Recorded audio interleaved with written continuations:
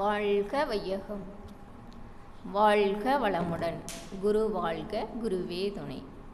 இறையருளும் குருவருளும் துணை புரியுமாக.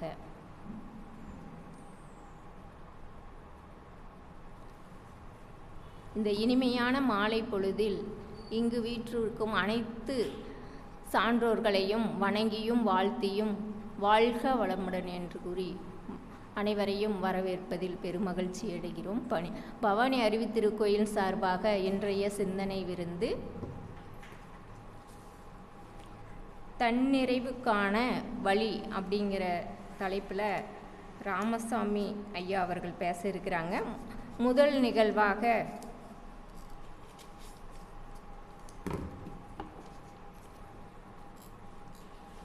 இறைவணக்கம் குருவணக்கம் பாட பிரமிளாம்மா அருள்நிதி பிரமிளாம்மா அவர்கள் வந்திருக்கிறார்கள். அவர்களை பவானி அறிவுத்திருக்கோயிலின் சார்பாக வருக வருக என வரவேற்பதில் பவானி அறிவுத்திருக்கோயில் பெரும் மகிழ்ச்சி அடைகிறது. வாழ்க வளமுடன். வாழ்க வையகம், வாழ்க வளமுடன். குரு வாழ்க, குருவே துணை. இறைவணக்கம். எல்லாம் வல்ல தெய்வமது எங்கும் உள்ளது நீக்கமற. எல்லாம் வல்ல தெய்வமது எங்கும் உள்ளது நீக்கமற. சொல்லால் மட்டும் நம்பாதே, சுயமாய் சிந்தித்தே தெளிவாய்.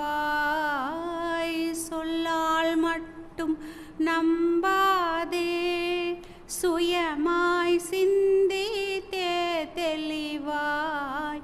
வல்லாய் உடலின் இயக்கமவன், வாழ்வில் உயிரில் அறிவுமவன்.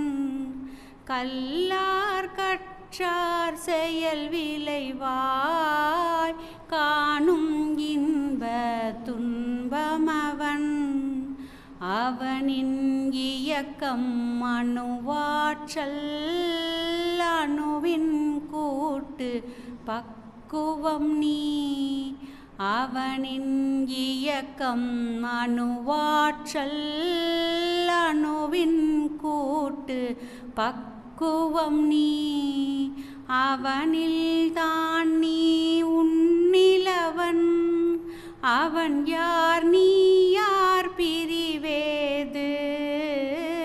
அவனில் தான் நீ உன்னிலவன், அவன் யார் நீ யார் பிரிவேது. அவனை மறந்தால் நீ சிறியோன், அவனை அறிந்தால் நீ பெரியோன். அவன் நீ ஒன்றாய் அறிந்த இடம், அறிவு முழுமை அது முக்தி. அறிவு முழுமை அது முக்தி.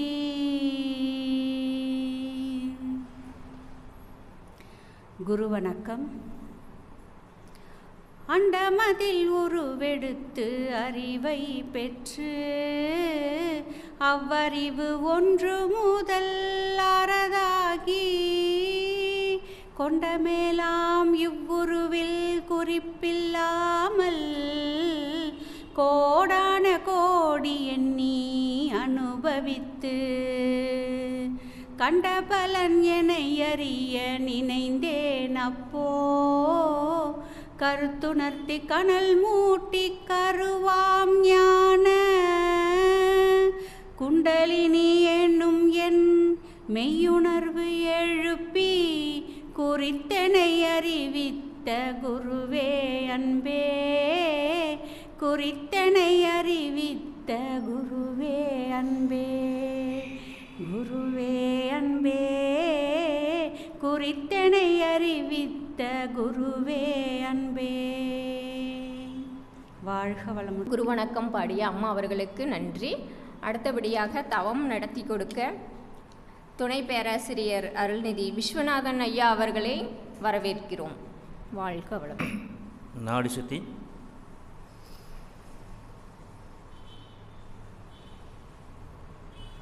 நடத்தி அடுத்தபடியாக வரவேற்புரை நல்க பேராசிரியர் அருள்நிதி பி கலைச்செல்வி அம்மா அவர்களை பவானி அறிவு திருக்கோயில் சார்பாக வருக வருக என வரவேற்கிறோம். வாழ்க வளமுடன். வையகம் வாழ்க, வையகம் வாழ்க வளமுடன். குரு வாழ்க, குருவே துணை. இன்று நடக்க இருக்கும் சிறப்பு சிந்தனை விருந்திற்கு தொகுப்பாளராக இருக்கும் அருள்நிதி எஸ். புஷ்பா அவர்களை பவானி அறிவு திருக்கோயில் சார்பாக வாழ்க வளமுடன் என கூறி வரவேற்கின்றோம். அதேபோல் இந்த சிந்தனை விருந்துக்கு இறைவணக்கம் குரு வணக்கம் பாடிய அருள்நிதி எஸ். பி. பிரமிளா அவர்களை பவானி அறிவு திருக்கோயில் சார்பாக வாழ்க வளமுடன் என கூறி வரவேற்கின்றோம். அடுத்ததாக சாந்தி தவம் நடத்தி கொடுத்த அருள்நிதி எஸ். விஸ்வநாதன் அவர்களை பவானி அறிவு திருக்கோயில் சார்பாக வாழ்க வளமுடன் என கூறி வரவேற்கின்றோம். அடுத்து இந்த சிறப்பு சிந்தனை விருந்திற்கு வந்திருக்கும் இருபால் மெய் அன்பர்களையும் வாழ்க வளமுடன் என கூறி வரவேற்கின்றோம். நன்றி உரை அருளியிருக்கும் திரு அருள்நிதி என். கிருஷ்ணவேணி அவர்களையும் வாழ்க வளமுடன் என கூறி வரவேற்கின்றோம். அறிவிப்பு நல்க வந்திருக்கும் அருள்நிதி பி. பூபாலன் அவர்களையும் வாழ்க வளமுடன் என கூறி வரவேற்கின்றோம். சிறப்பு சிந்தனை விருந்து அளிக்க இருக்கும் அருள்நிதி எம்பி ராமசாமி ஐயா திருச்சி அவர்களை நம் பவானி அறிவு திருக்கோயில் சார்பாகவும் நம் அனைவரின் சார்பாகவும் வாழ்க வளமுடன் வாழ்க வளமுடன் என கூறி வரவேற்கின்றோம். ஐயாவை பற்றி ஒரு சிறு குறிப்பு.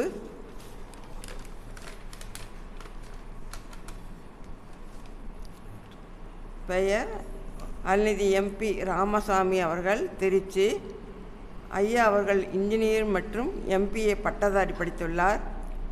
கோவையில் ஒரு தொழிலகத்திலும் பின் ISRO விண்வெளி ஆராய்ச்சி நிறுவனத்திலும் மற்றும் எவரடி தொழிற்சாலையில் சீனியர் மேனேஜராகவும் பணியாற்றி ஓய்வு பெற்றவர். 1984இல் மனவளக்கலையில் தன்னை இணைத்து கொண்டவர். மேலும் ஐயா அவர்கள் மகரிஷி அவர்களிடம் சென்னை திருவான்மியூர் தலைமை மன்றத்தில் நேரடியாக தீட்சை பெற்றவர். 1988ஆம் ஆண்டில் மகரிஷி வாழ்ந்த கூடுவாஞ்சேரி வீட்டில் 3 நாள் தங்கி துரைசாமி என்ற ஆசிரியரிடம் துரியாதீத தீட்சை பெற்றது வாழ்வில் மறக்க முடியாத சம்பவமாக கருதுகிறார்கள்.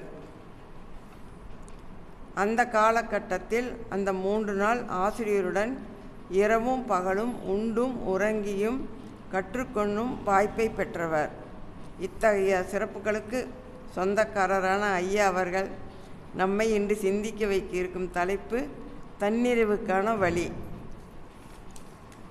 வாழ்க வளமுடன். தன்னிறைவு அப்படின்னு என்னங்க? நம்ம முழுமை அடையணும், அதுதான் தன்னிறைவு. அகத்தாய்வு பயிற்சியில் இருக்குது இல்லைங்களா, 5வது பயிற்சி. அதில் நான் யார் என்ற 6வது அறிவு தான் தன்னிலை அறிவுதாகும். தன்னை அறிதல் பயணந்தாங்க மனவளக்கலை, வேறு எதுவுமே இல்லை. நான் யார் என்று தன்னை பற்றியும் அறிய வேண்டும். தன்னுடைய நிலை என்ன என்று அறிதலே தன்னிலை விளக்கமாகும். ஒன்றே குலம் ஒருவனே தேவன் என்பதன் பொருள் என்ன? உண்மையில் மதங்கள் பல தேவையா? உலக சகோதர தத்துவம் என்பது என்ன என்பன போன்ற வினாக்களுக்கு விடை காண்பதே தன்னிலை அறிதலாகும். இவைகளை பற்றி விளக்கமாக எடுத்துரைக்க வந்துள்ள பேராசிரியர் ராமசாமி ஐயா அவர்களை நம் அனைவரின் சார்பாகவும் வாழ்க வளமுடன் என்று வாழ்த்தி ஐயாவை இந்த சிறப்பு சிந்தனை விருக்க அன்போடு அழைக்கின்றோம். வாழ்க வளமுடன்.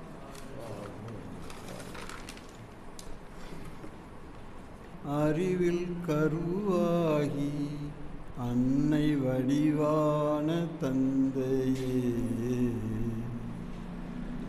அருளை பொழியும் அருள் தந்தையே,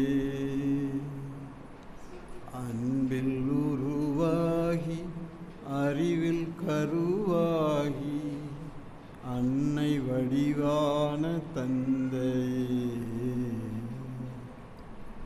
வள்ளுவன் துவங்கி வள்ளலார் வரையில் வசித்தது உன்னில் அன்பு தந்தையே, உன் வார்த்தை ஒவ்வொன்றாய் உலக அமைதிக்கு விதைகளாய்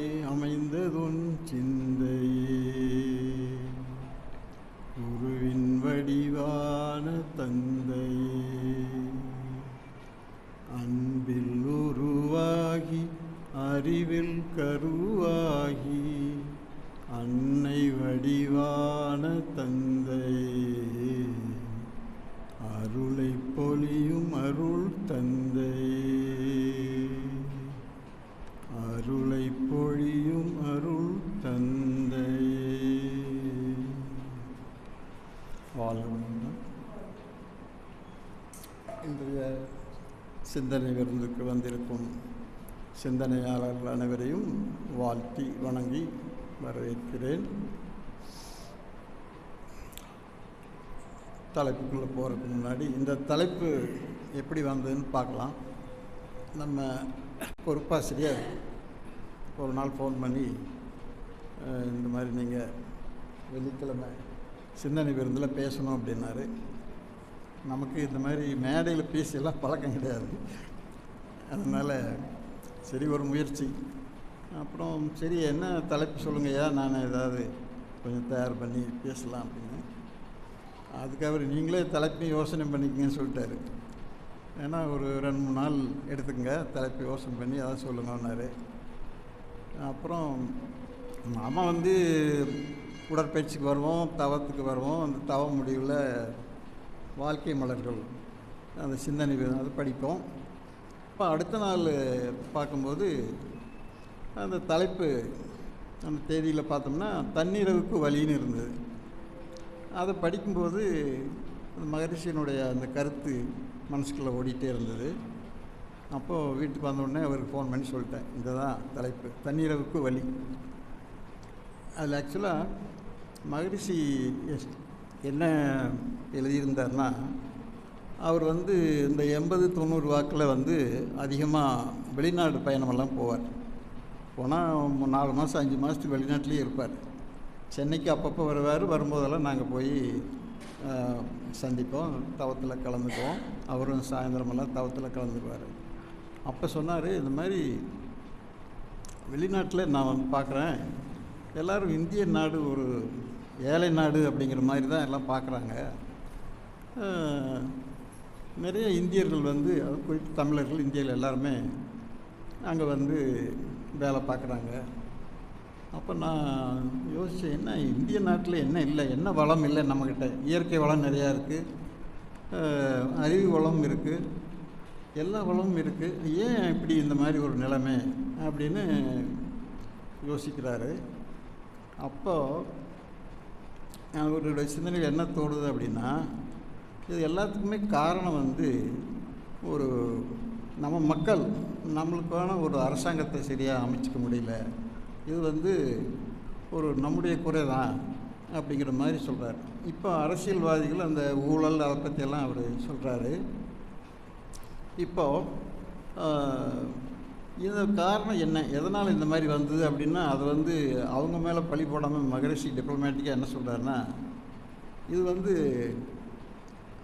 வெளிநாட்டிலேருந்து இந்த வெள்ளைக்காரர் நம்ம ஆட்சி பண்ணாங்கல்ல, அவங்களுடைய பண்பாட்டினால தான் இந்த மாதிரி ஆகிப்போச்சு அப்படிங்கிற மாதிரி சொல்லாத. நம்ம மேலே பழி போடலை, நம்ம அரசியல்வாதிகள் ஊழல்வாதிகள் அப்படின்னு சொல்லாமல், இதுக்கு காரணம் அவங்க தான்.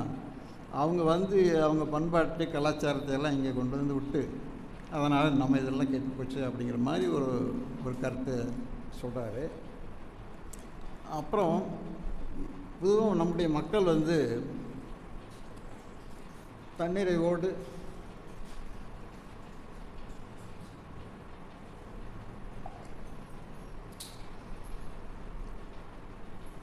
ஒரு அடிப்படை அறிவு இல்லாமல் இருக்காங்க.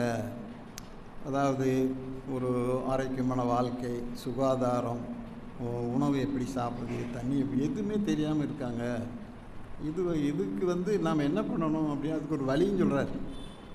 குழந்தைகளை சின்ன வயசுலேருந்தே ஒரு 5 வயதுலேருந்து 20-25 வயது வரைக்கும் நாம் இந்த அடிப்படை அறிவை கொடுத்து வளர்த்தோம்னா, அப்புறம் அவங்க வாழ்க்கைக்குள்ளே போகும்போது இந்த தன்னிறைவோடு போவாங்க, இந்த பிரச்சனைகள்லாம் வராமல் இருக்கும் அப்படிங்கிற மாதிரி ஒரு கருத்து சொல்கிறாரு. ஏன்னா எல்லாருமே மேலோட்டமாக வாழ்கிறாங்க, வெளிநாட்டு கலாச்சாரத்தை பின்பற்றுறாங்க. அப்போ நம்முடைய இந்த அடிப்படை அறிவு இல்லாமல் இருக்குது அப்படிங்கிற மாதிரி ஒரு கருத்தை சொல்கிறார். சரி, இப்போ இப்போ மகரிஷியோட சங்கல்பத்திலே என்ன சொல்கிறாருன்னா, இப்போ நம்ம அருட்பேராற்றல் கருணையினால் உடல் நலம், உடல் நலத்தை சரியாக பேணி காக்கிறதில்ல, எல்லாருமே உடல் நலம் இல்லாமல் இருக்கோம் அப்படிங்கிற ஒரு கருத்தை அவர் சொல்கிறாரு. ஏன் உடல் நலம் இல்லை, எதுக்காக உடல் நலம் வேணும், ஆரோக்கியம் எதுக்கு வேணும் அப்படிங்கிற மாதிரி ஒரு கேள்வி நான் கேட்குறேன், நானே பதிலையும் சொல்கிறேன். இப்போ உடல் நலம் நல்லா இருந்தால் தான் நாம் வந்து நீண்ட நாள் வாழ முடியும். இது அடிப்படையான கருத்து. உடல் நலம் நல்லா இருக்கணும், ஆரோக்கியமாக இருக்கணும், அப்போ தான் நம்ம நீண்ட நாள் இருக்கலாம். நீண்ட நாள் இருக்கும்போது தான் நம்ம குடும்பத்தை பார்த்துக்க முடியும். மனைவி மக்கள் குழந்தைகளை எல்லாம் நல்லா படிக்க வச்சு வளர்த்தி இந்த நாட்டுக்கு ஒரு நல்ல குடிமகனாக கொடுக்க முடியும். நம்ம அல்பாயுசில் போயிட்டோம்னா நம்ம குடும்பத்தை யார் பார்ப்பா? அதனால் ஆரோக்கியம் மிக மிக முக்கியம். ஆரோக்கியம் முக்கியமாக இருந்தால் நாம் நீண்ட நாள் வாழலாம். சுவரை வைத்துத்தானே நம்ம சித்திரம் எழுதணும். அதனால் உடம்பு ரொம்ப முக்கியம் அப்படிங்கிற கருத்து. இப்போ உடம்பு ஆரோக்கியமாக இருக்கணும் அப்படின்னா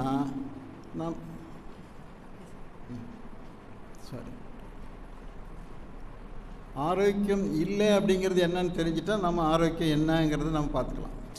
இப்போ இப்போ காலையிலேருந்து பார்க்குறோம், காலையில் எழுந்திரிக்கிறோம். எத்தனை மணிக்கு எழுந்திரிக்கிறோம்?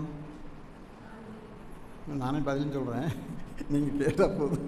ஏன்னா சில பேர் பேச்சாளர் சொல்லுவாங்க, நான் கேட்பேன், நீங்கள் அப்பப்போ எதாவது பதில் சொல்லுங்கள். அதெல்லாம் தூக்கத்திலேருந்து எழுப்புறது. அப்போ நம்ம அப்படி இல்லை, நம்மளாம் கவனமாக கவனிச்சிட்ருக்கோம். அதனால் நானே பதிலும் சொல்கிறேன். இப்போ காலையில் 4:30 மணிக்கு எந்திரிக்கணும்னு சொல்கிறாங்க. அது என்னென்னா, அது பிரம்ம முகூர்த்தம். ஸோ 4:30க்கு எந்திரிக்கணும். எத்தனை பேர் 4:30 மணிக்கு எந்திரிக்கிறோம் நம்மளுக்கே தெரியும். குட், சிறப்பு. இப்போ 4:30 மணிக்கு எந்திரிக்கிறோம். அப்புறம் நாம் அதாவது சூரியன் உதிக்கிறதுக்கு முன்னாடி நம்ம காலை கடனெல்லாம் முடித்து குளித்து ரெடி ஆகிடணுங்கிறார். நம்ம வேலை செய்கிறதுக்கு போகிறதுக்கு முன்னாடி இதை செஞ்சுடணும். ஆரோக்கியத்தினுடைய முதல் படி 4:30 மணிக்கு எந்திரிக்கிறது. அப்புறம் நம்ம யூஸ்வலாக பண்ணுற பல் விளக்குறது அதெல்லாம் பண்ணுறோம்ல, அங்கேருந்து பார்த்தோம்னா இப்போ ப்ரஷ்ஷும் பேஸ்ட்டும் போட்டு பல் விளக்கணும். அது முதல் தவறுங்கிறாங்க. நம்ம ஒவ்வொரு பேஸ்ட்லேயும் நிறைய நிக்கோட்டின் கலந்துருக்கு. பேஸ்ட் போட்டு பல் விளக்குறது சிகரெட் குடிக்கிறதுக்கு சமங்கிறாங்க. அப்போ நாம் என்ன பண்ணணும்? மாற்றிக்கணும். எதுக்கு போகணும்? பல்பொடி அந்த மாதிரி இது போய்க்கணும். நம்ம இதில் இயற்கை பல்பொடி நிறையா விற்கிது. இல்லை நான் ஹை கிளாஸ் என்ன பொடியெல்லாம் போட மாட்டேன், பேஸ்ட்டு தான் போடுவேன்னா பொடியிலேயே ஹை கிளாஸ் பேஸ்ட்டு இருக்குது. 300 ரூபா வரைக்கும் இருக்குது. ஒரு 50 கிராம் பாட்டில் 300 ரூபா. நீங்கள் கூகுள்லேயோ அல்லது அமேசான்லேயோ தட்டி பாருங்கள். பல்பொடி ஆக்டிவ் சார்கோலோட ஒயிட்னர் எல்லாம் போட்டு 300 ருபீஸ், வெறும் 50 கிராம் தான். நீங்கள் அது போட்டாவே, அது போட்டு பல் விளக்குனீங்கன்னா, அது பேர் ஒரு கம்பெனி ஹேபிட், HABBIT, அமேசானில் போட்டு பாருங்கள், இல்லை கூகுளில் போட்டு பாருங்கள். அவ்வளோ நல்லா இருக்குது வாய். அப்புறம் உங்களுக்கு அது பல் விளக்கணுன்னு ஒரு ஆசையே வரும். முதல்ல பல் விளக்குறது ஒரு பெரிய சிரமமானதாக இருக்குது, அப்புறம் விளக்கலாம் அப்படின்னு. இந்த பொடி போட்டதுலேருந்து நீங்கள் பல் விளக்கலாம்னு ஒரு ஆர்வமே வரும். அந்தளவுக்கு அதில் மனம் இருக்குது, அது நல்லா சுத்தமாக பண்ணுது. இது முதல் வேலை. அப்புறம் தண்ணீர் குடிக்கணும். ஃபஸ்ட்டு என்ன மாதிரி குடிக்கணும் அப்படின்னா, இப்போ எதனால் எழுந்திரிச்சோடனே தண்ணி குடிக்கணும்னா, இப்போ உடம்பு நைட்டு நம்ம சாப்பிட்டு 9:30-10க்கு படுக்கிறோன்னு வைங்க, மறுபடியும் காலையில் எழுந்திரிக்கிறோம். இப்போ அவ்வளோ நேரம் நம்ம உடம்புல தண்ணியே கிடையாது. அப்போ டீஹைட்ரேஷன் சொல்லுவாங்க. நம்ம உடம்புல இருக்கிற செல்லுகளுக்கெல்லாம் தண்ணி தேவை, அது தண்ணி இருந்துக்கிட்டே இருக்கும். அதனால் முதல் வேலையாக தண்ணி குடிக்கணும். எவ்வளோ தண்ணி குடிக்கணும்? ஒரு 250 ml 300 ml குடிக்கலாம். அது எப்படி இருக்கணும் அப்படின்னா, கொஞ்சம் இளஞ்சூடாக இருக்கணும். அதில் லெமன் கொஞ்சம் புழிஞ்சு விட்டால் இன்னும் சிறப்பு. கொஞ்சம் உப்பும் போடணுன்றாங்க, லைட்டாக ஒரு சிட்டிகை உப்பு. உப்புனா இந்த இந்துப்பு போடலாம், ஹிமாலயன் சால்ட்டுன்னு சொல்கிறாங்க. இதில் என்ன அட்வான்டேஜ்னால், இந்த தண்ணி எலக்ட்ரோலைட்டாக மாறிடும். எலக்ட்ரோலைட்னால் உங்களுக்கு தெரியும், ஃபஸ்ட் டூலேயே படிச்சிருப்பீங்க. அதாவது அயானாக மாறும். ஐஓஎன் அயான்ஸ்ன்னு சொல்லுவாங்க. ப்ளஸ் நெகட்டிவ், அப்படி பாசிட்டிவ் அயான் நெகட்டிவ் அயான்னு இருக்குது. அது உடம்புக்குள்ளே போகும்போது செல்களுக்குள்ளே எங்கெங்கெல்லாம் அந்த நம்மகிட்ட சொல்கிறார் இல்லையா, அது ஒன்றுக்கு ஒன்று அட்ராக்ட் பண்ணி அப்படி தான் ஒட்டிகிட்ருக்குன்னு. அப்போது ப்ளஸ் இருக்கிற அயான்ஸ் எல்லாம் மைனஸாக இருக்கிற இதோடு போய் சேரும். எனக்கு தண்ணி தேவை வரல, எனக்கு என்னன்னு தெரியல.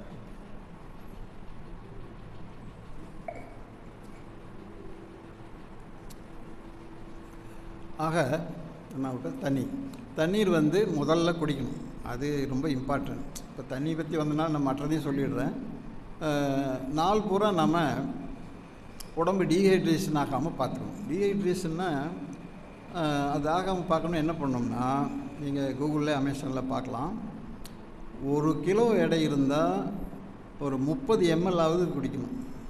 அப்போ நம்ம 70 கிலோ இருந்தோம் அப்படின்னா 70 × 30 2 லிட்டருக்கு மேலே குடிக்கணும் ஒரு நாளைக்கு. 80 கிலோ இருக்கும் அப்படின்னா 2.5 லிட்டர் குடிக்கணும். இதுதான் கணக்கு. இது நீங்கள் அமேசானில் பார்க்கலாம். கூகுளில் தட்டி பார்த்தீங்கன்னா சொல்லுவோம். சாட் ஜிபிடியில் போட்டாலும் சொல்லிவிடும் உங்களுக்கு என்ன எடை, நீங்கள் எவ்வளோ தண்ணி குடிக்கணும்னு. இது வெய்ய காலம் குளிர்காலம் அந்த கணக்கெலாம் கிடையாது. உடம்புக்குள்ளே வேணும் நமக்கு. உடம்பில் இருக்க நம்ம உடம்பு வந்து செல்களால் ஆனது. செல்கள் வந்து அணுக்களால் ஆன மாதிரி சொல்கிறார் இல்லையா. இந்த திசுக்கள் சேர்ந்து தான் ஒரு உறுப்பாகுது. இப்போ எல்லாமே இப்போ உச்சி முதல் பாதம் வரை எல்லாமே வந்து செல்ஸ் தான். இந்த எல்லா செல்களுக்குமே நீர் அவசியம் தேவை. அப்போ நாம் இந்த அளவுக்கு தண்ணீர் குடித்தா தான் அதுக்கெல்லாம் ஸ்டார்வ் ஆகாமல் இருக்கும். ஸோ இது தண்ணீர் பற்றி அது எப்படி குடிக்கணுங்கிறது நம்ம நிறையா நீங்கள் படிச்சிருப்பீங்க. சிப் பண்ணி குடிக்கணும். நின்றுட்டு குடிக்கக்கூடாது. உட்காந்து சிப் பண்ணி கொஞ்சம் கொஞ்சமாக குடிக்கணும். அப்படி கூட குடிச்சிட்டு வச்சுட்டு போகிறதெல்லாம் இல்லை. மெதுவாக குடிக்கணும், நிதானமாக குடிக்கணும். இது வந்து ரொம்ப முக்கியமானது. அப்புறம் நாம் ஓகே தண்ணி குடிச்சிட்டோம், ரெஸ்ட் ரூம் போகிறோம். அங்கே போய் நம்ம ரெஸ்ட் ரூமில் அது ஃப்ரீயாக போகணும். நாம் போய் அங்கே குத்து சண்டை போட்டு இருக்கக்கூடாது. வேத்து விறுவிறுத்தெல்லாம் வரக்கூடாது. அது மாட்டுக்கு போனோமா வந்தோமான்னு இருக்கணும். அதுதான் மலச்சிக்கல் இல்லாமல் பார்த்துக்கணும். மலச்சிக்கல் வந்து மனச்சிக்கல் பணச்சிக்கலை விட ரொம்ப மோசமான சமாச்சாரம். ஸோ மலச்சிக்கல் இல்லாமல் பார்த்துக்கணும். சரி, இப்போ நாம் உணவுக்கு வரலாம். தண்ணீரை பற்றி பார்த்தோம். இப்போ உணவு வந்து நாம் அது உயிர் வாழ்வதற்காக உணவு சாப்பிட்றோமா இல்லை உணவுக்காக உயிர் வாழ்கிறோமோங்கிறது இல்லாமல் நாம் வந்து அளவான உணவு சாப்பிடணும். அது வந்து இப்போ காலையில் பிரேக்ஃபாஸ்ட், அதாவது நம்ம நாள் பூரா ஈவினிங் சாப்பிட்ருப்போம் 7:30 8க்கு. அப்போ நைட்டு பூரா நம்ம சாப்பிடாமல் இருக்கிறதுனால பிரேக்ஃபாஸ்ட்னு அதுக்கு பேர். ஃபாஸ்ட்டை உடைக்கிறோம். இப்போ எவ்வளோ நேரம் ஃபாஸ்ட் இருந்திருக்கோம் பாருங்கள். அதில் ஒரு 3, இதில் ஒரு 9, ஒரு 10-12 மணி நேரம் நம்ம ஃபாஸ்டிங் இருந்திருக்கோம். அதனால் அதுக்கு பேர் ஃபாஸ்ட்டை நம்ம பிரேக் பண்ணுறோம். அப்போ அந்த உணவில் வந்து நமக்கு என்னென்ன இருக்கணும்? கார்போஹைட்ரேட் இருக்கணும், புரோட்டீன் இருக்கணும், ஃபேட் இருக்கணும்.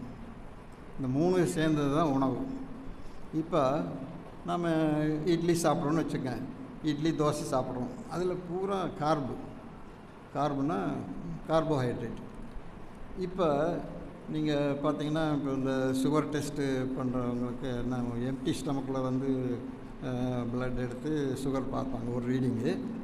அப்புறம் இன்னொரு இது வந்து சாப்பிட்டு 2 மணி நேரம் கழித்து வந்து பாருங்கள் அப்படிம்பாங்க. நம்ம இந்த கார்போஹைட்ரேட் இந்த உணவு சாப்பிட்ட உடனே என்ன ஆகுன்னா சுகர் ஏறிடும் டக்குன்னு. நார்மலாக வந்து ஃபாஸ்டிங் சுகர் வந்து ஒரு 100லேருந்து 140க்குள்ளே தான் இருக்கணும். சாப்பிட்டோன்னே என்னாகும், அது 200-300 போயிடும். அதனால தான் அவன் 2 மணி நேரம் கழித்து வர சொல்கிறான். இந்த 2 மணி நேரத்தில் என்னாகும், கொஞ்சம் குறைஞ்சிடும். அது குறைஞ்சி இந்த 140 கிட்ட போகணும். அது போகலை அப்படின்னா அங்கே பிரச்சனை. அப்போது ஒன்றா கார்போஹைட்ரேட் நீங்கள் ஜாஸ்தி எடுத்துருக்கீங்க.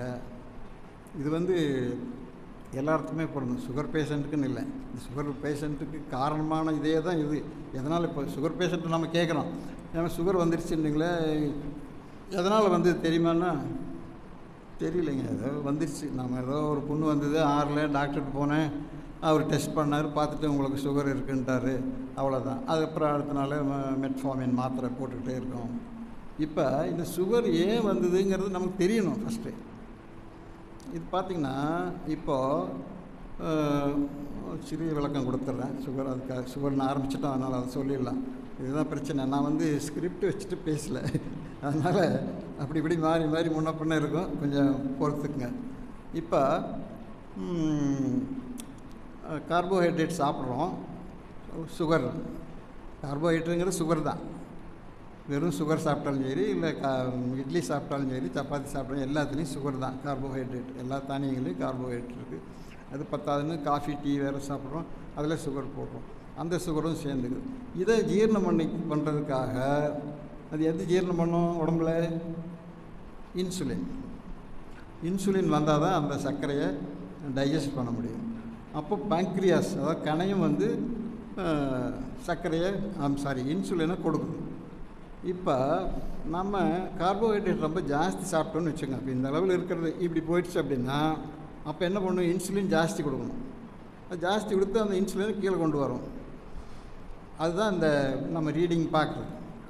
முதல்ல ஜாஸ்தியாக போச்சு, சாப்பிட்டோன்னு இன்சுலின் வந்ததுனால அது குறைஞ்சி பழைய நிலைக்கு வந்துடுச்சு, ஒரு 100-140க்கு வந்துடுச்சு. இது நார்மல். இப்போ நம்ம எப்போவுமே இனிப்பு கார்போஹைட்ரேட் நிறையா சாப்பிட்டு இருந்தோம்னா என்ன ஆகும்? இந்த இன்சுலின் வந்து ஒவ்வொரு இது என்னென்னா, இப்போ சில பேர் இப்போ பிரேக்ஃபாஸ்ட் சாப்பிட்றோம், அப்புறம் காஃபி சாப்பிட்றோம். முதல்ல காலையிலே ஒரு காஃபி போட்டுறோம், அது வேறு. அது தவிர பிரேக்ஃபாஸ்ட்டுக்கு அப்புறம் ஒரு காஃபி, அப்புறம் அப்படியே வந்தால் ஒரு 10 மணிக்கு மறுபடியும் ஒரு காஃபி, இப்படியே சுகர் வந்துகிட்டே இருக்குது. அப்போ ஒவ்வொரு தடவையும் இந்த கணையம் என்ன பண்ணுது? இன்சுலின் கொடுத்துக்கிட்டே இருக்குது அடிக்கடி. அது இல்லாமல் இப்போ அந்த காலத்தில் 2 வேளை உணவு, 3 வேளை, நடுவில் ஒன்றும் சாப்பிடக்கூடாது.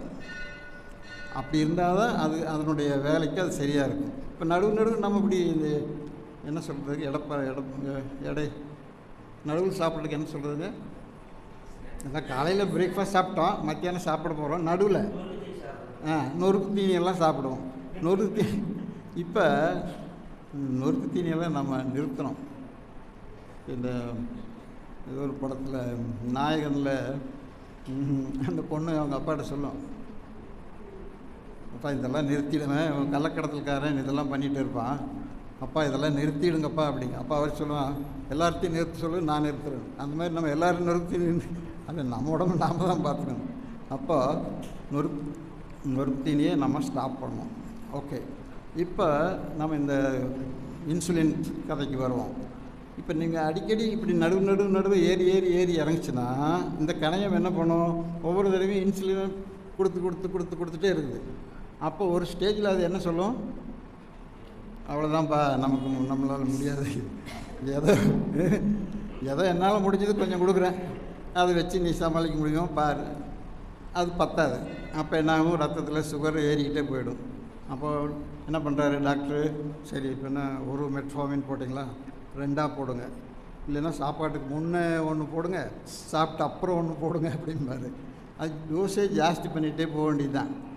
அப்புறம் ஒரு அது என்ன பண்ணுது இந்த மாத்திரைன்னு கேட்டிங்கன்னா, அது போய் அதுக்கு பேர் என்ன, பேங்க்ரியாஸை போய் அது ஒரு குத்தும்.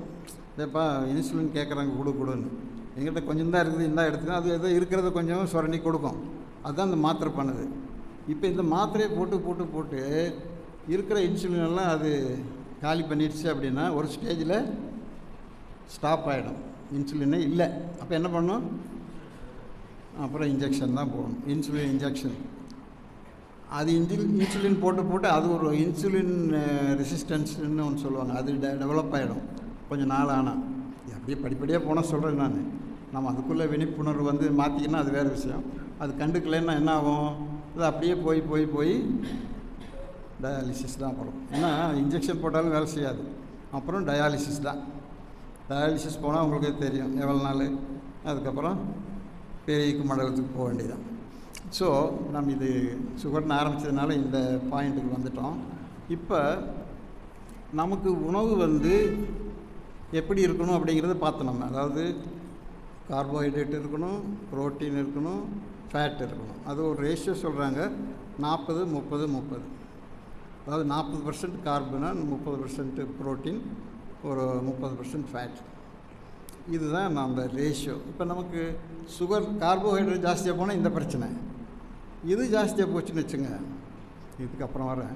ஃபேட் ஜாஸ்தியாக போச்சுன்னா என்ன ஆகுதுன்னா நம்ம உடம்புல கொழுப்பு அதிகமாகிடும்.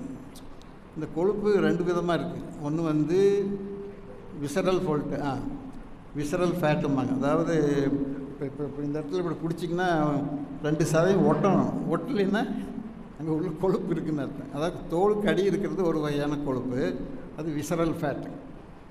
இன்னொரு கொழுப்பு அது ரொம்ப டேஞ்சரஸ். அது என்னென்னா உள்ளுக்குள்ளெல்லாம் நம்ம ஆடை இருக்கும்போது பார்க்குறோம்ல, கொழுப்பு எங்கே முதல் தோலுக்கடியும் கொழுப்பு இருக்கும், அப்புறம் உறுப்புலாம் கொழுப்பு இருக்கும். உறுப்பில் ஹார்ட்டில், லங்ஸில் எல்லாத்துலேயும் கொழுப்பு பண்ணிக்கிட்டு, அதுக்கு பேர் சப்குட்டேனியஸ் ஃபேட்டு. அந்த ஃபேட் வந்துச்சுன்னா அது வந்து எல்லா உறுப்பு மேலேயும் போய் படிஞ்சிடும், அப்புறம் இரத்த குழாயிலையும் போய் படியும்.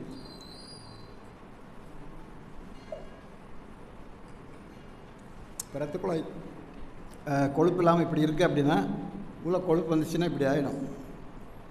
அப்புறம் என்ன வரும்? பிபி வரும், ப்ளட் ப்ரெஷர் வரும். இப்போ நாம் இன்னொரு வகையான ஃபேட் இருக்குது. அது வந்து லிக்விட் ஸ்டேஜில் இருக்கிற ஃபேட் ஒன்று, விசரல் ஃபேட் ஒன்று, சப்குட்டேனியஸ் ஃபேட் ஒன்று. இதில் இந்த சப்குட்டேனியஸ் ஃபேட்டுங்கிறது ரொம்ப டேஞ்சரஸ். இந்த லிக்விட் ஃபேட் வந்து முதல்ல போயிடும். நம்ம ஃபேட்டை கட் பண்ணி சாப்பிட்டோம்னா அது குறைஞ்சிட்டு யூரின்லேயும் மோஷன்லேயும் போயிடும். ஆனால் இந்த தோல்கடி இருக்கிறதெல்லாம் இருக்குது பாருங்கள், அது நாளாக ரொம்ப உடனே குறையாது. வயிறு வந்தாச்சு உடனே வயிறு குறைக்க முடியுமா? மெதுவாக தான் போகும். ஸோ ஃபேட்டினுடைய இதை பார்த்துக்கணும். அப்புறம் ப்ரோட்டீன் வந்து ஒரு அளவாக இருக்குது. ஒரு கிலோ எடைக்கு 1 கிராம். இப்போ நம்ம 70 கிலோ எடை இருந்தோம்னா 70 கிராம் ப்ரோட்டீன் இருக்கணும். அந்த 70 கிராம் ப்ரோட்டீன் எப்படி சாப்பிடுவோங்கிறது நம்ம கூகுளில் பார்த்து தெரிஞ்சுக்கலாம். இப்போ இட்லின்னா ஒரு 50லேருந்து 60 கிராம், முட்டையில் வந்து ஒரு முட்டையில் 5லேருந்து 7 கிராம் இருக்குது. ஒரு 4 முட்டை சாப்பிட்டோம்னா 20-25 கிராம் ப்ரோட்டீன் கிடைக்கும். அதே மாதிரி இந்த பயிர் வகைகள், தால், ஸ்ப்ரவுட்டட் தால் இதெல்லாம் சாப்பிட்டோம்னா நமக்கு ப்ரோட்டீன் கிடச்சிடும், நமக்கு வேணுங்கிறது. ப்ரோட்டீன் ஜாஸ்தியான என்ன ஆகும்? அதுதான் அந்த யூரியா கிரியேட்டின்னு சொல்லுவாங்க. அது கிட்னி ப்ராப்ளம் வந்துடும். ஸோ எல்லாத்துக்குமே ஒரு கணக்கு இருக்குது. உணவே மருந்தே உணவு. இதை ஃபாலோ பண்ணி நாம் சாப்பிட்டோம்னா நாம் உடல் நலத்தை பார்த்துக்கலாம். சரி, இப்போ வந்துருச்சு சுகர், என்ன பண்ணுறது?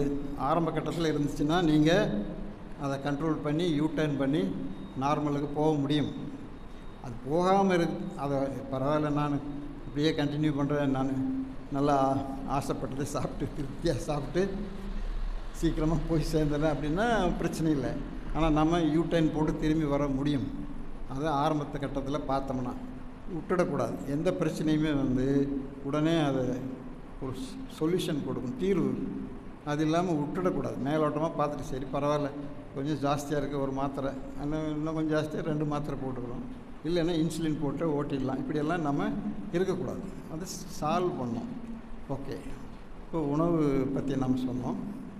இடைவேளையில் சாப்பிடக்கூடாது. 3 வேளைன்னா 3 வேளை தான் சாப்பிட்ணும். முடிஞ்ச வரைக்கும் இந்த இரவு சாப்பாடை வந்து நாம் எவ்வளோ ஏர்லியராக முடிச்சுக்கணுமோ அவ்வளோ நல்லது. அது ஒரு 3-2-1ன்னு ஒரு கணக்கு சொல்கிறாங்க கூகுளில். 3-2-1 அப்படின்னா, அதாவது படுக்க போகிறதுக்கு 3 மணி நேரத்துக்கு முன்னாடி சாப்பிட்ணும். படுக்க போகிறதுக்கு 2 மணி நேரத்துக்கு முன்னாடி நம்ம இந்த ஸ்க்ரீன் டைமிங் அதெல்லாம் ஸ்டாப் பண்ணோம். மொபைல் பார்க்குறது, டிவி பார்க்குறது, சீரியல் பார்க்குறது எல்லாம் 2 ஹவர்ஸ்க்கு முன்னாடி ஸ்டாப் பண்ணோங்கிறாங்க.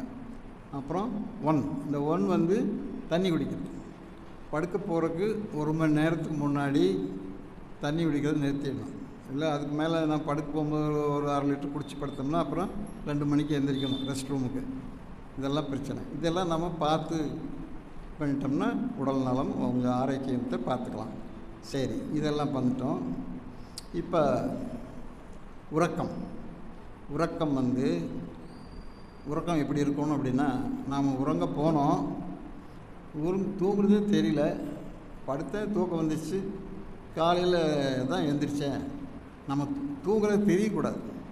நடுவு எந்திரிக்கிறது 12 மணிக்கு 3 மணிக்கு 1 மணிக்கு எந்திரிச்சு தூக்கம் டிஸ்டர்ப் ஆனிச்சு அப்படின்னா அது தூக்கம் இல்லை, சரியான தூக்கம் இல்லைன்னு அர்த்தம். உறக்கம் வந்து முடிஞ்ச வரைக்கும் இருட்டாக இருக்கணும், அதாவது லைட் இல்லாமல் இருக்கணும். சில பேர் லைட்டு பெட்ரூம் லைட்டு இருக்கணும், அது எதுவுமே இருக்கக்கூடாது. உறக்கம் என்ன சொல்கிறாருன்னா, ஞானக்கலைப்பு இடத்துல மகிழ்ச்சி சொல்லியிருக்காரு, நம்ம கருவறையில் இருக்கும்போது நம்ம எப்படி இருந்தோம், கருவறை வந்து இருட்டு, குழந்தை உள்ளே இருக்குது, கருவறை இருட்டாக தான் இருக்குது. அந்த மாதிரி ஒரு சூழ்நிலையை உருவாக்கினோம்னா நம்ம நல்லா தூங்க முடியும் அப்படிங்கிறாங்க. அது அந்த இருட்டில் தான் இந்த இது ஹார்மோன், growth ஹார்மோன் மெலட்டோனின் தான் அது பேர், அது உற்பத்தி ஆகுது. அப்போ இந்த தூங்கும்போது தான் நம்ம இப்போ இந்த காலையிலேருந்து ஈவினிங் வரைக்கும் நம்ம என்னென்ன ஓடி ஆடி சம்பாதிக்கிறோம், தொழில் செய்கிறோம் வாழ்வாதாரத்துக்காக, அதனால் நிறைய சேதாரம் ஆகிருக்கும். அதெல்லாம் ரிப்பேர் பண்ணுற நேரம் இந்த நைட்டில் நல்லா உறக்கம் இருந்ததுன்னா நமக்கு அதெல்லாம் ரிப்பேர் ஆகிடும். உறக்கம் இல்லைன்னா காலையில் 4:30 மணிக்கெல்லாம் எந்திரிக்க முடியாது. 4:30 மணிக்கு எந்திரிக்கும் போது எப்படி தோணுன்னா, அது மனசு சொல்லுது எந்திரிக்கணுன்னு, ஆனால் உடம்பு இன்னும் கொஞ்சம் நேரம் தூங்கினா நல்லா இருக்கும் போல் இருக்குது அப்படின்னு இன்னும் கொஞ்சம் நேரம் தூங்க சொல்லும். அப்படி அந்த மாதிரி ஒரு நிலைமை உருவாகும். முதல் படி இதுதான். காலையில் நம்ம 4:30க்கு எந்திரிக்கோங்கிறது ஆரோக்கியத்தின் முதல் படி. அது எந்திரிக்கும் போது எப்படி இருக்கணும்னா சுறுசுறுப்பாக எந்திரிக்கணும். எந்திரிக்க வேண்டி இருக்க அப்படிங்கிற இதில் எதுவும் எந்திரிக்கக்கூடாது. மன்றத்துக்கு போகணும் 6 மணிக்கு சிரமப்பட்டு அலாரம் வச்சு அதை தட்டி அப்படி எந்திரிக்கக்கூடாது. டக்குன்னு எந்திரிக்கணும் சுறுசுறுப்பாக. 4:30க்கு அது தூக்கம் கலந்து ஒரு மாதிரி இப்போ நம்ம பழகிட்டோம்னா 4:30க்கு எந்திரிச்சு ஒரு 21 நாள் பழகிட்டால் அது ஹேபிட் ஆயிருங்கிறாங்க. அப்புறம் அலாரமே தேவையில்லை. 4:30 ஆனால் அந்த பயோ கிளாக் எழுப்பி விட்டுருணும் நம்மளை.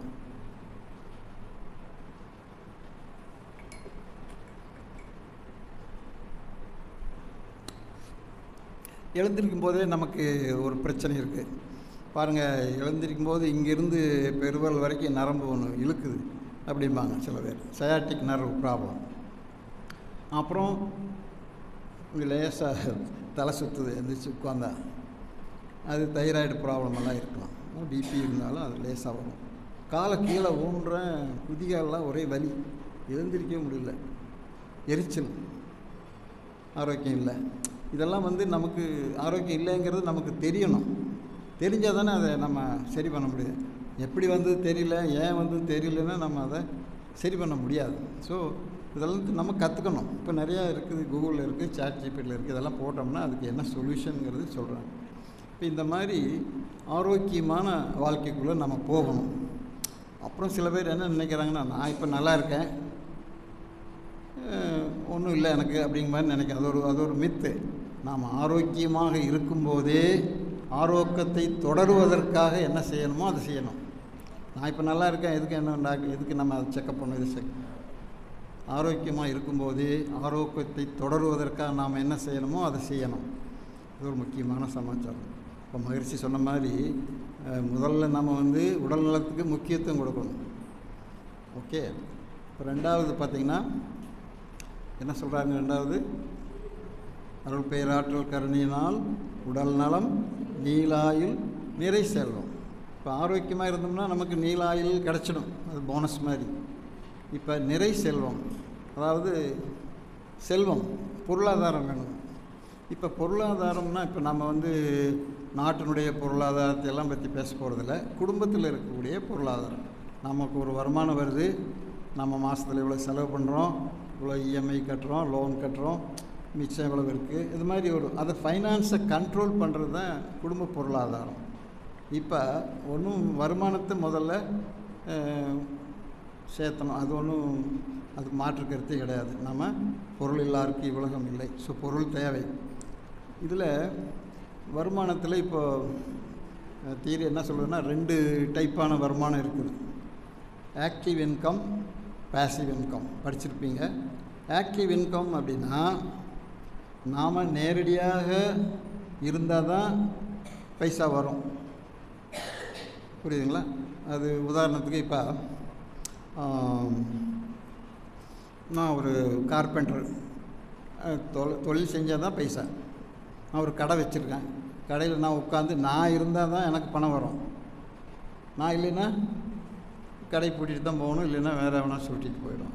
இதெல்லாம் ஆக்டிவ் இன்கம். தொழில் நம்முடைய கைகளை உபயோகப்படுத்தி நம்முடைய பார்வையில் இருந்து சம்பாதிக்கிற பணம். இப்போ நான் வேலைக்கு போகிறேன், நம்ம வேலைக்கு போகலைன்னா காசு வராது. ஸோ அது ஆக்டிவ் இன்கம். ஆசிரியர் வேலைக்கு போகிறேன், அந்த வேலைக்கு போகிறேன், அந்த போகிறேன், எல்லாமே ஆக்டிவ் இன்கம். இது தேவை தான். ஓகே, இப்போது பேசிவ் இன்கம்னு ஒன்று இருக்குது. பேசிவ் இன்கம் அப்படின்னா நான் அங்கே இல்லை, இருந்தாலும் எனக்கு பணம் வருது. அது எப்படி? டெபாசிட் போட்டால் வரும். அப்புறம் பதில் நானே சொல்கிறேன். பேசிவ் இன்கம் அப்படிங்கிறது நம்ம நேரடியான பார்வை இல்லாத போது நமக்கு பணம் வரும். இப்போ இதுக்கு முன்னாடி இன்னொன்று சொல்லிடுறேன். கமிட்மெண்ட், இன்வெஸ்ட்மெண்ட்னு ரெண்டு இருக்குது. இன்வெஸ்ட்மெண்ட் என்ன, கமிட்மெண்ட் என்னன்னு. ஏன்னா இப்போ நம்ம இதை பொருளாதாரத்தை பற்றி பேசுகிறதுனால நிறை செல்வம் வரணும் அப்படின்னா என்னென்ன பண்ணணும். இப்போ நான் ஒரு வீடு வாங்குகிறேன், கஷ்டப்பட்டு சிரமப்பட்டு இஎம்ஐ அது போட்டு ஒரு வீடு வாங்கியாச்சு, இடம் வாங்கி வீடு வாங்கி கட்டியாச்சுன்னு வச்சுக்கோங்க. அது இன்வெஸ்ட்மெண்ட்டாக கமிட்மெண்ட்டா? கமிட்மெண்ட்டு. அதான் பதில் நானே சொல்கிறேன்னு சொல்லிட்டேன். நீங்கள் அப்படி கேட்டுக்கிட்டு இருந்தால் போதும், கவனிங்க, யோசிங்க. அதை ஒரு கமிட்மெண்ட்டாக தான் நம்ம பார்க்கணும். ஏன்னா வீடு வாங்கியாச்சு, இப்போ அதில் போய் நான் தங்குறேன், மாதம் மாதம் இஎம்ஐ கட்டணும், இல்லை கூட பணம் கட்டிட்டா கூட டேக்ஸ் கட்டணும், அப்புறம் அது அப்பப்போ ரிப்பேர் செலவு பண்ணணும். நமக்கு காசு வர்றதில்லை, போகுது. பாக்கெட்டில் இருந்து காசு எங்கெங்கே போகுது, அதெல்லாமே இது கமிட்மெண்ட். கமிட்மெண்ட்டுக்கு என்ன சொல்கிறேன்னு தெரியல தமிழில். அதாவது நம்ம பணம் உள்ளே வரல, வெளியே போகுது. வீடு, சொந்த வீடு இருக்குது, ஆனால் காசு செலவு வச்சுக்கிட்டே இருக்கும். அது பம்பு ரிப்பேரு, அந்த ரிப்பேரு, டேக்ஸ் கட்டணும், அது முன்னாடி புல் வளர்ந்து கிடக்கு, அது வெட்டணும், இப்படி செலவு வந்துக்கிட்டே இருக்கும். பெயிண்ட் அடிக்கணும் 5 வருஷத்துக்கு ஒரு தடவை, டேப் ரிப்பேரு, இப்படி மோட்டர் ரிப்பேரு, ஃபேன் ரிப்பேரு, செலவு வந்துக்கிட்டே இருக்கும். இது ஒன்று. இது கமிட்மெண்ட், அது இன்வெஸ்ட்மெண்ட் கிடையாது. ஆனால் சப்போஸ் இன்னொரு வீடு கட்டிட்டீங்க, உடனே வாங்கி இன்னொரு வீடு கட்டி இதில் நீங்கள் இருக்கீங்க, அதை வாடகைக்கு விடுறீங்க, வாடகைக்கு யாரோ இருக்காங்க, அப்போ காசு வரும், காசு உள்ளே வருது. புரியுதுங்களா? அதுதான் இன்வெஸ்ட்மெண்ட். ஒரு வீடு இருந்தால் கமிட்மெண்ட்டு, ரெண்டாவது வீடு இருந்து அதை நான் வாடகைக்கு விட்டேன் அப்படின்னா அது இன்வெஸ்ட்மெண்ட். இதை நம்ம புரிஞ்சுக்கணும். அதே மாதிரி தான் இப்போ நம்ம இங்கே இந்த பழைய இதுக்கு வருவோம், ஆக்டிவ் இன்கம், பேசிவ் இன்கம். இப்போ இந்த பேசிவ் இன்கம் பார்த்திங்கன்னா, நான் இங்கே இருக்கேன், ஆனால் எனக்கு வீடு சென்னையில் இருக்குது, நான் அங்கே இல்லை, ஆனால் எனக்கு வாடகை வருது. புரியுதுங்களா? இதுதான் பேசிவ் இன்கம். அதே மாதிரி நிறைய உதாரணங்கள் சொல்லலாம். நம்ம நேரடி பார்வை இல்லாத போது நமக்கு ஒரு கார் வச்சுருக்கேன், அது கமிட்மெண்ட்டாக இன்வெஸ்ட்மெண்ட்டாக? கமிட்மெண்ட்டு. அதுக்கு இன்சூரன்ஸ் கட்டணும், அது பெட்ரோல் ஊற்றணும், அது பண்ண செலவு. ஆனால் 2 கார் வச்சுருக்கேன், ஒன்று நான் யூஸ் பண்ணிக்கிறேன், இன்னொன்று லீஸுக்கு கொடுக்குறேன், வாடகை கொடுக்குறேன்னா அது இன்வெஸ்ட்மெண்ட். அதாவது நான் அதை ஓட்டல, நான் அதை பார்க்கல, யாரோ யூஸ் பண்ணுறாங்க, லீஸுக்கு கொடுத்துட்டேன், அவன் எல்லாம் பார்த்துக்கிறான், எனக்கு மாதமானால் இவ்வளோ பணம் வருது, அது investment. This is passive income. இந்த மாதிரி நாம் புரிஞ்சுக்கலாம். ஆக்டிவ் இன்கம்னா என்ன, பேசிவ் இன்கம்னா என்ன. ஸோ எடுத்தோடனே நமக்கு ஆக்டிவ் இன்கம், பேசிவ் இன்கம் வரும்னா வராது, கொஞ்சம் கொஞ்சமாக தான் வரும். அதாவது பயிற்சி வேணும், முயற்சி வேணும். ஒரு பழமொழி சொல்லுவாங்க, தென்னையில் படுத்த திடுக்குன்னு வால் வரும்னா வராது, அது மெதுவாக தான் வரும். முதல்ல ஆக்டிவ் இன்கம் பண்ணி அதில் சேமித்து, அதாவது எப்பவும் மாதம் இவ்வளோ சேமிக்கணும்னு ஒரு கணக்கு வச்சு அதை சேமித்து, அப்புறமா நாம் பேசிவ் இன்கமுக்கு ஒரு வழி பண்ணிக்கணும். நம்ம கடைசி காலத்தில் நம்ம போய் வேலை செய்ய முடியாது. அப்போ நமக்கு பைசா வரணும்னா எப்படி வரும்? ஏதோ வீடு வச்சுருந்தா வரும், இல்லை அது பேசிவ் இன்கம் இருந்தால் தான் நம்ம பிழைக்க முடியும் பின்னாடி. புரிஞ்சுதுங்களா? இப்போ பொருளாதாரம் ஆக்டிவ் இன்கம், பேசிவ் இன்கம் ஆச்சு. இப்போ இந்த வருமானம் இது அதாவது பொருளாதாரம் அப்படிங்கிறது இதுதான். நமக்கு எவ்வளோ வருமானம் வருதோ அதை எப்படி நம்ம கண்ட்ரோல் பண்ணி ஃபைனான்ஸ் பண்ணி செலவு பண்ணுறோங்கிறது தான் குடும்ப பொருளாதாரம்.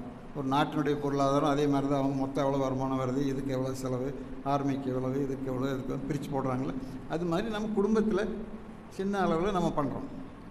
இந்த அறிவெல்லாம் வந்து சின்ன வயசுலேருந்தே குழந்தைங்களுக்கு கொடுக்கணுங்கிறாங்க. பணம் எப்படி வருது, எப்படி சம்பாதிக்கிறோம், எப்படி வருதுங்கிறதெல்லாம் அவங்களுக்கு தெரியணும். அதே மாதிரி இந்த செலவு எப்படியெல்லாம் செலவாக ஒரு நோட்டை போட்டு இன்றைக்கி தேதி வாரியாக இன்றைக்கி இவ்வளோ வருமானம், இது இவ்வளோ கடையில் இவ்வளோ செலவு, அதை எழுதணும். இப்போ மாத கடைசியில் இவ்வளோ வருமானம் நம்ம வந்தது, அதாவது பணம் உள்ளே வந்தது, அதெல்லாம் வருமானம் கிடையாது, வந்தது. இப்போ இதெல்லாம் செலவெல்லாம் கழித்து தான், செலவை கழிக்கணும். இஎம்ஐ லோன் இது இருந்தால் அதெல்லாம் கழிக்கணும். அதெல்லாம் கழித்து அப்புறம் ஊருக்கு போகிற செலவு, அந்த செலவு, திடீர் செலவு, சினிமா போனது, வந்தது, ஹோட்டலுக்கு போனது, இது எல்லாத்தையும் கழிச்சிட்டு மிச்சம் இருக்கிறது தான் வருமானம். அதுதான் இன்கம்.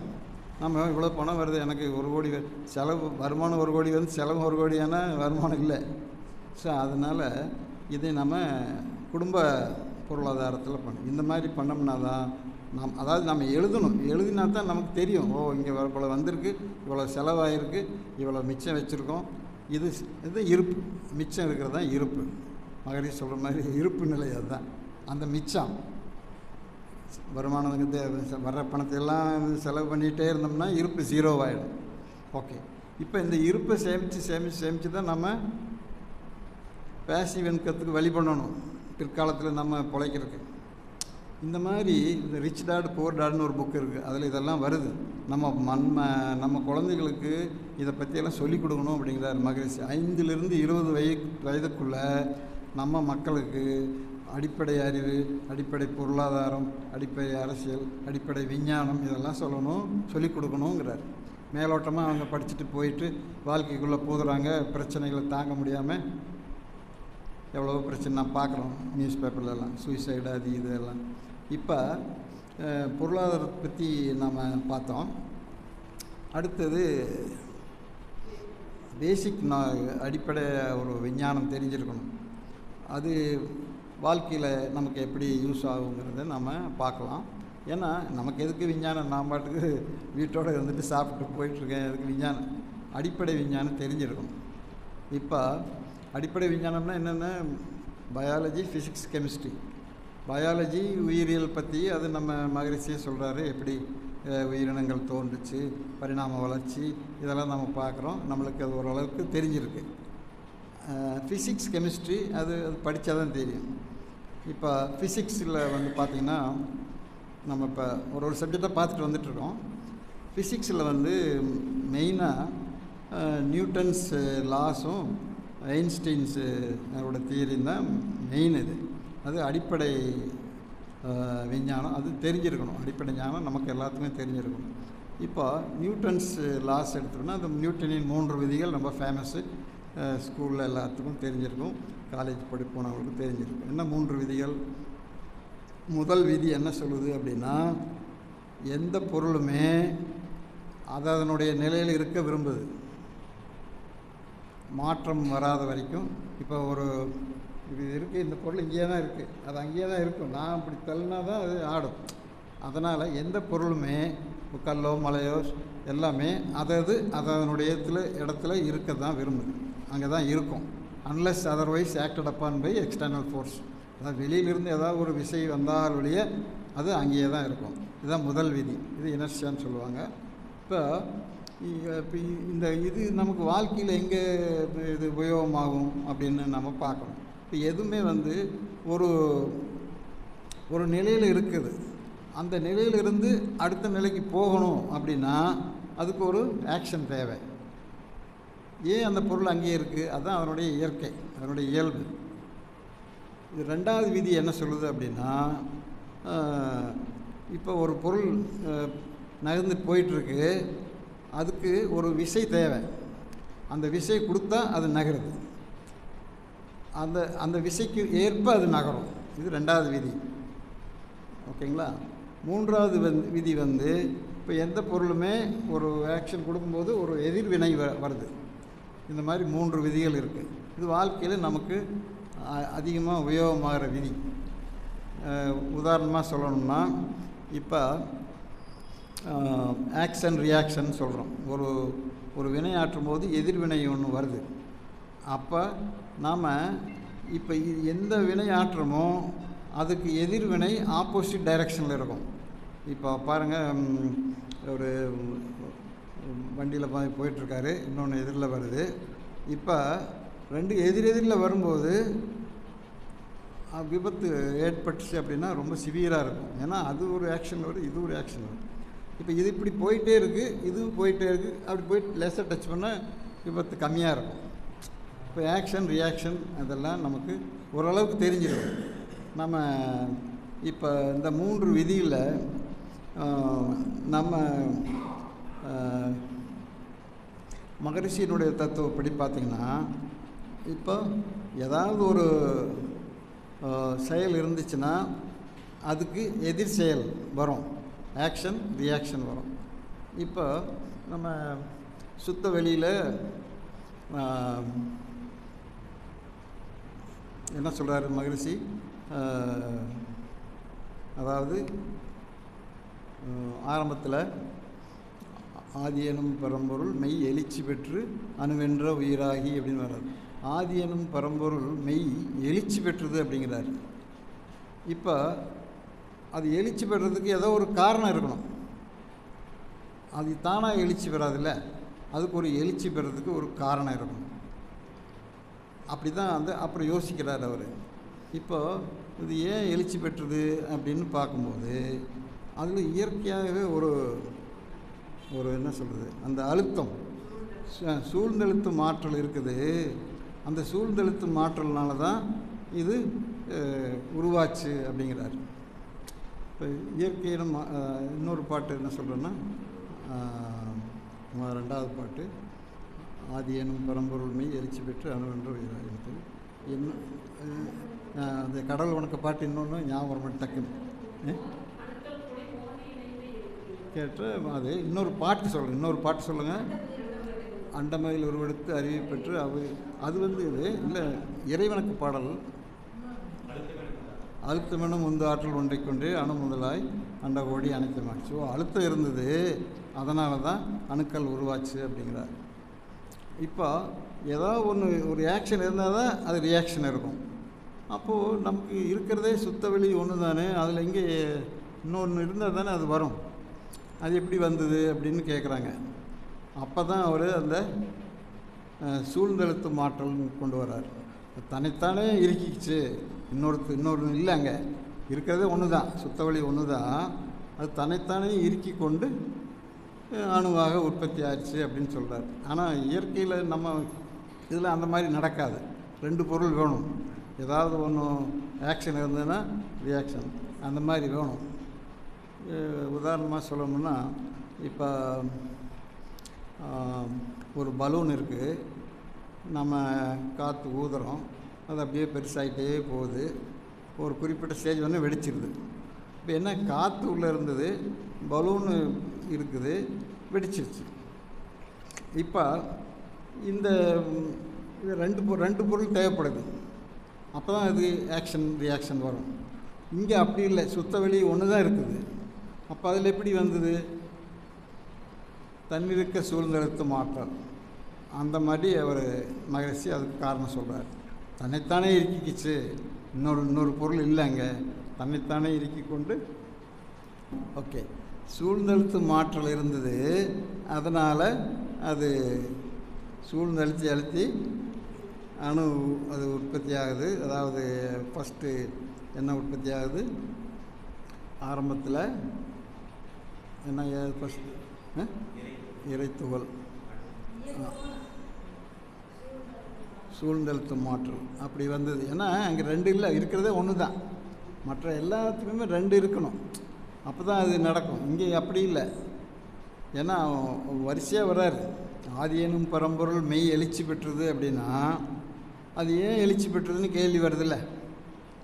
ஆதி எனும் பரம்பொருள் மெய் எழுச்சி பெற்று அணுவென்ற உயிராகின்னு சொல்கிறாரு. அப்போ அது மெய் எழுச்சி ஏன் பெற்றதுன்னு ஒரு கேள்வி வருது. அது தன்னைத்தானே இறுக்கி கொண்டது அப்படின்னு வராரு 2வது பாட்டில். அடுத்த இன்னொரு பாட்டில் அது வருது. இப்படி ஒரே பொருள் தான் இருக்குது, அது தன்னைத்தானே இறுக்கி கொண்டு அணுவாக அப்படி வருது. ஆனால் மற்ற இதில் எல்லாமே 2 இருக்கணும், அப்போ தான் நடக்கும். ஆக்ஷன் ரியாக்ஷன் 2 பொருள் இருக்கணும். இங்கே மட்டும் அது இல்லை, இருக்கிறதே ஒன்று தான், இறைவெளி. அதிலிருந்து இதெல்லாமே வந்திருக்கு அப்படிங்கிறார். ஸோ இது ஒன்றும் அடிப்படை ஃபிசிக்ஸு. இப்போ ஆமாம், அதுதான் பரம்பொருள் ஒன்று தான், ரைட்டு. மற்ற எல்லா இதுலேயுமே நமக்கு 2 இருக்கும், ஆக்ஷன் ரியாக்ஷன் அந்த மாதிரி. சரி, இப்போ நம்ம எங்கே வந்திருக்கோம்? Physics, right. கண்டினியூட்டி போய் நடுவில் அதுதான். அடுத்தது வந்துங்க ஐயா, இப்போ நாம் என்னென்ன பார்த்தோம்? அதாவது முதல்ல என்ன பார்த்தோம்?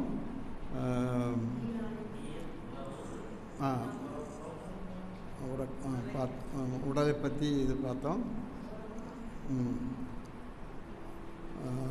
சரி,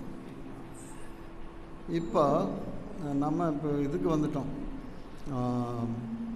ஃபிசிக்ஸ் வந்திருக்கோம். அதாவது என்ன பார்த்தோம்? ஆக்ஷன் ரியாக்ஷன் அந்த மாதிரி இதெல்லாம் பார்க்கணும்.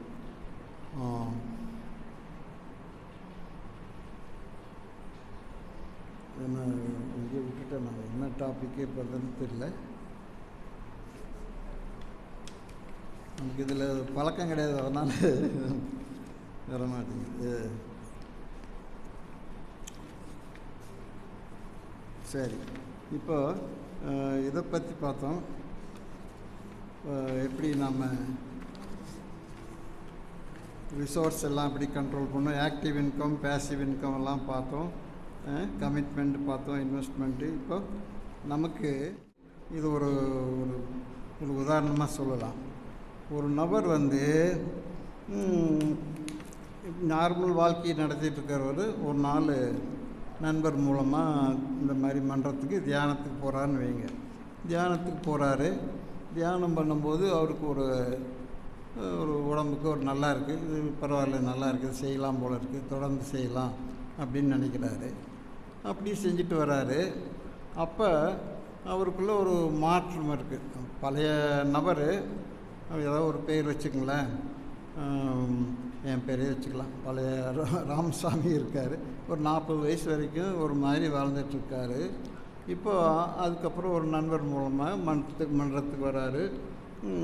இந்த தீட்சையெல்லாம் கற்றுக்கிட்டு எல்லாம் ப்ராக்டிஸ் பண்ணுறாரு. இப்போ கொஞ்சம் கொஞ்சமாக அவர் மாறிட்டு வரார். மாறிட்டு வந்துட்டு அவர் என்ன பண்ணுறாரு அப்படின்னா, இந்த இது ஒரு நல்ல மாற்றத்தை கொடுத்துருக்கு அப்படிங்கிற மாதிரி அவர் ஃபீல் பண்ணுறாரு. ஏதாவது ஒன்று அடையணும் அப்படின்னா அதை நாம் ஒரு மனசில் எண்ணி பண்ணிகிட்டே இருந்தோம்னா அது நமக்கு கிடைக்கும் அப்படிங்கிற மாதிரி ஒரு கருத்து அவருக்கு தோணுது. நான் இதுக்கு வர்றோம், தியானம் பண்ணுறோம், பயிற்சி பண்ணுறோம், உடற்பயிற்சி, காயகல்ப பயிற்சி, இதெல்லாம் பண்ணி நம்ம ஒரு ஸ்டேஜிலிருந்து இன்னொரு ஸ்டேஜுக்கு மாறும். இப்போ இந்த பழைய ராமசாமி புதிய ராமசாமியாக மாறிடுறாரு. இப்போ இங்கே இந்த நிலைக்கு வரும்போது இது அவருக்கு பிடிச்சிருக்கு, இது நல்லா இருக்க, நாம் இதை தொடர்ச்சியாக செய்யலாம் அப்படின்னு நினைக்கிறாரு. இப்போ நாம் ஒரு பொருளை அடையணும்னு நினைக்கிறோம் அப்படின்னா நாம் இந்த எண்ணத்தில் இதை போடணும். இப்போ நாம் ஒரு வீடு வாங்கணும், ஒரு கார் வாங்கணும் அப்படின்னு நினைக்கிறோன்னு வச்சுங்க. இப்போ நாம் அந்த எண்ணத்தில் போட்டோம்னா அதை நினச்சி பண்ணும்போது நமக்கு அந்த இது ஒரு வாய்ப்பு இருக்குது, அது உருவாக வாய்ப்பு இருக்குது.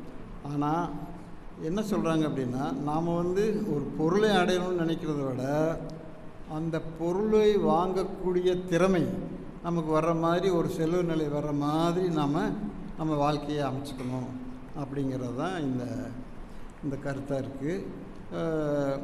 அதுக்கு என்ன பண்ணணும் அப்படின்னா, நம்ம இப்போ இந்த தவம் வர்றோம், தவத்தில் ஒரு நிலையை அடையிறோம். அப்போ அந்த நிலையை அடையும் போது நாம் ஒரு மனத்தில் ஒரு இதை உருவாக்குறோம். அந்த உருவானது நடக்கக்கூடிய ஒரு வாய்ப்பு நமக்கு கிடைக்கும். அதுதான் இந்த தியானத்தினுடைய நோக்கம். நம்ம அதை நினைக்கணும், அடிக்கடி நினைக்கணும். அடிக்கடி நினச்சோம்னா அது அந்த இதை கிடைக்கிறதுக்கு வாய்ப்பு இருக்குது. இது ஒரு எக்ஸசைஸ் மாதிரி கூட பண்ணலாம். சொல்ல வேண்டும், மிகப்பெரிய இலக்கு ஒன்று அடையணும் அப்படின்னா நம்முடைய திறமையை வளர்த்துக்கணும். இப்போ இது தன்னிறைவு அடையணும் ஒரு இதில் அப்படின்னா நம்ம திறமையை வளர்த்துக்கிட்டு தான் நம்ம ஒன்று ஒன்றா வாங்க முடியும். திறமையை எப்படி வளர்க்குறது அப்படின்னா முதல்ல இப்போ எவ்ரிடே ஆர்டினரி லைஃப்லேருந்து நம்ம இந்த நிலைக்கு வரணும். ஒரு மன்றத்துக்கு போகிறோம், நம்ம பயிற்சி பண்ணுறோம், ஒரு நிலையிலேருந்து இன்னொரு நிலைக்கு நாம் வர்றோம்.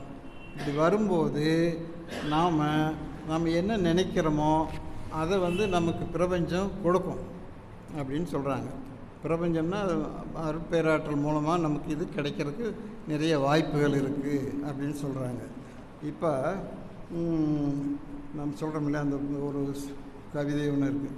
எப்பொருளை எச்செயலை எக்குணத்தை எவ்வுயிரை ஒருவர் அடிக்கடி நினைத்தால் அப்பொருளின் தன்மையதாய் நினைப்போர் ஆற்றல் உடலிலும் உயிரினிலும் மாற்றம் காணும். ஸோ இதை அடிக்கடி நினச்சோம்னா அந்த இது வாய்ப்பு நமக்கு கிடைக்கிறதுக்கு வாய்ப்பு இருக்குது அப்படிங்கிறார். அந்த பொருளை அடைவதற்கு இப்போ நாம் குருவை பற்றி நினச்சிட்டே இருந்தோம்னா குருனுடைய தன்மைகள் நமக்கு வரும் அப்படிங்கிறார். அது மாதிரி எதோ ஒன்றையும் நம்ம நினச்சிக்கிட்டே இருக்கணும். அடிக்கடி நினச்சோம்னா நம்ம அந்த வாய்ப்பு வர்றதுக்கு வாய்ப்பு இருக்குது. இப்போ கார் வேண்டும், வீடு வேண்டும் என்று எண்ணுவதை விட கார் வாங்கும் நிலையில் நம்மளை உயர்த்தணும் அப்படிங்கிற மாதிரி ஒரு முயற்சி செஞ்சு நம்ம போகணும் அப்படிங்கிறது தான் இது. இப்போ நம்ம தன்னிறைவு அடையணும்னா எப்படி தன்னிறைவு அடையணும்? நம்மக்கிட்ட இருக்கிற திறமை, நம்மக்கிட்ட இருக்கிற அறிவு, நம்மக்கிட்ட இருக்கிற வளத்தை வச்சுட்டு தான் நம்ம தன்னிறைவு அடைய முடியும். அந்த வளத்தை நாம் பெருக்கிக்கணும். அதுதான் தன்னிறைவுக்கான ஒரு வழி. இது நம்ம மன்றத்தில் சேர்ந்துட்டு போயிருக்கும்போது நாம் தவம் செய்து நம்முடைய நிலைமையை நம்ம மாற்றிக்கிறோம். ஒரு பழைய நிலையிலிருந்து ஒரு புதிய நிலைக்கு நாம் வர்றோம். இந்த நிலையில் நம்ம நினச்சோம்னா அது நடக்கக்கூடிய வாய்ப்பு பிரபஞ்சம் நமக்கு கொடுக்கும். அருட்பேராற்றல் நமக்கு இது கொடுக்கும் அப்படிங்கிற ஒரு கருத்து. இதை மகரிஷி நிறைய இடத்துல சொல்லியிருக்காரு. நாம் அடிக்கடி அதை நினச்சி நம்ம தவம் செய்யணும்னா நமக்கு கண்டிப்பாக நமக்கு அந்த இது கிடைக்கிறதுக்கு ஒரு வாய்ப்பு இருக்குது. சரி, இப்போ ஒரு 5 நிமிஷம் நம்ம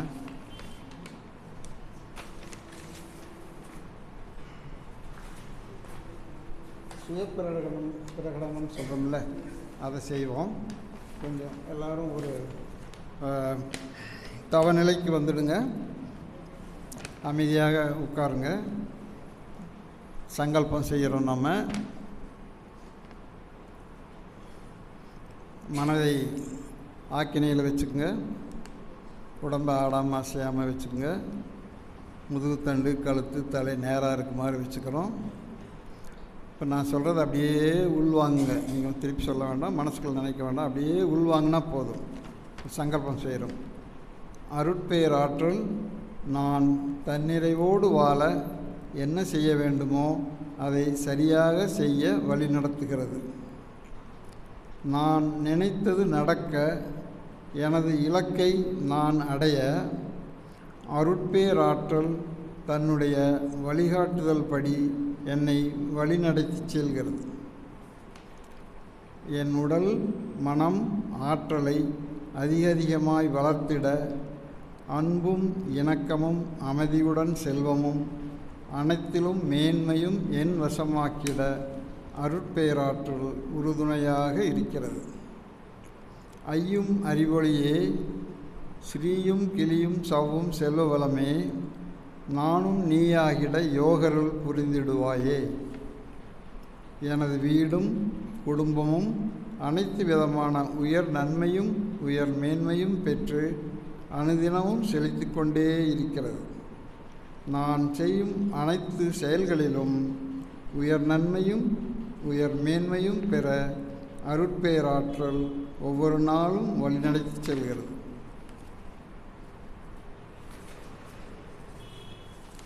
என்னுடைய வீட்டில் ஆரோக்கியமான சூழல் எப்பொழுதும் நிலவிக்கொண்டே இருக்கிறது. என்னால் ஆன உதவிகளை மற்றவர்களுக்கு நான் எப்பொழுதும் செய்து கொண்டே இருக்கிறேன். அருட்பேராற்றல் நான் இப்போதிருக்கும் இந்த நிலையை விட மிக உயர்ந்த நிலையில் என்னை உயர்த்தி கொண்டே செல்கிறது. நான் ஈடுபடும் எல்லா செயல்களிலும் வெற்றியை கொடுப்பதற்கு அருட்பேராற்றல் எனக்கு அருள்மழை பொழிகிறது. அருட்பேராற்றலுக்கு நன்றி, நன்றி, நன்றி. இந்த சிந்தனையோடு வாழ்க வளமுடன்.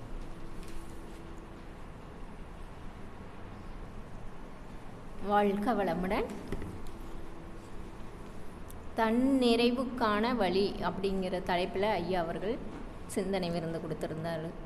தன் நிறைவுக்கான வழி அப்படிங்கிறதுக்கான இது என்ன அப்படின்னா, ஃபஸ்ட்டு தன் அறிவுக்கான வழி வேணும். தன்னுடைய அறிவை பற்றிய அறிவு இருந்தால் மட்டுமே தன் நிறைவுக்கான வழி கிடைக்கும்.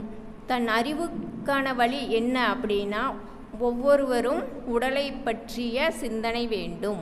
உடலை பற்றிய சிந்தனை அப்படிங்கிறப்போ தன்னுடைய உடலை எப்படி பேணி பாதுகாத்து கொள்ள வேண்டுமோ அந்த முறையில் பாதுகாத்து கொள்ள வேண்டும். அதில் என்ன அப்படின்னா 5 அளவு முறையை சொல்கிறார்.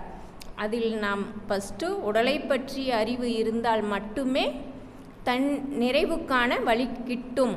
அது ஒவ்வொருத்தரும் தன்னுடைய அறிவு அப்படின்னா என்ன, சிந்தனை அறிவு, சிந்திக்க தெரிந்திருக்க வேண்டும். நமக்கு எல்லாருக்கும் அறிவு இருக்குது, ஆனால் நம்ம சிந்திக்கிறோமா அப்படின்னா சிந்திக்கிறது இல்லை. ஏதோ தோணுது அதன்படி வாழ்ந்துட்டு போயிடுறோம். அப்படி இல்லாமல் சிந்தனை அறிவு வேணும். அந்த அறிவு எங்கே கிடைக்கும் அப்படின்னா இந்த மாதிரி மனவளக்கலை மன்றங்களிலும் அறிவு திருக்கோயில்களில் தான் அந்த அறிவு கிடைக்கும். இங்கு வரும்போது தான் அந்த சிந்தனை அறிவுங்கிறது நமக்கு மேலோங்குது. அப்படி மேலோங்கும்போது அந்த சிந்தனை அறிவு நமக்கு நம்மை பற்றியும் நம் குடும்பத்தை பற்றியும் சுற்றத்தை பற்றியும் ஊரை பற்றியும் உலகை பற்றியும் அறியும் அளவுக்கு, இந்த சமுதாயத்தில் வாழ்வை உயர்த்தும் அளவுக்கு நமக்கு சிந்தனை அறிவு இருக்கும். அப்படி இருக்கும்போது நாம் எப்படி உடல் உயிர் மனம் இது ஒரு நிலையாக இயங்கும்போது நாம் இறைநிலை அடைந்தால் மட்டும் தன்னிறைவு கிட்டும். அது மட்டும் அல்லாமல், அதாவது கருவறையிலிருந்து கல்லறை வரை யாருக்கும் நிறைவு என்பது கிடையாது. ஒன்றோடு ஒன்று தேடி ஓடிக்கொண்டேதான், பரபரப்பாக ஓடிக்கொண்டேதான் இருக்கின்றோம். எதிலையும் நிறைவு கிட்டவில்லை. அதாவது ஒருவருக்கு இன்று வருமானம் 1000 வந்தால் அது நிறைவுன்னு நினைப்பாங்க. ஆனால் அதுக்கு மேலே செலவு வரும், அதுலேயும் நிறைவு இருக்காது. இது சாப்பிட்டால் எனக்கு நிறைவுன்னு நினைப்பாங்க, ஆனால் அதில் நிறைவு வருமானம் வராது. இப்படியே நிறைவில்லாமையே ஒவ்வொரு செயலும் நிறைவில்லாமையே போயிட்டுருக்கும்.